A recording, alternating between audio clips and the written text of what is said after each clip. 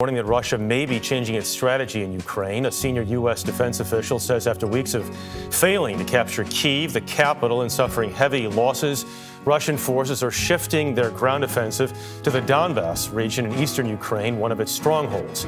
Even as it bombards the country, the accusations of Russia committing war crimes are increasing.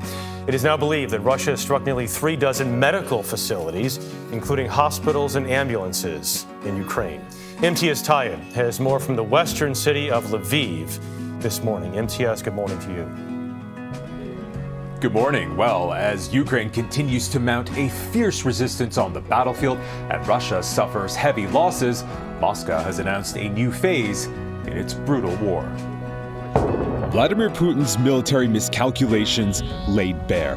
Russian tanks just outside the capital Kyiv, now burnt out wrecks of twisted metal as Ukrainian forces continue to fight back. In Moscow, and surreal stagecraft to announce what's being called a new phase in the Kremlin's so-called special military operation in Ukraine. It's too early to know whether this apparent change in focus means President Putin is scaling back his brutal invasion. But with NATO estimating between 7,000 and 15,000 Russian soldiers killed since fighting began, it's something Ukrainian President Volodymyr Zelensky is hoping for.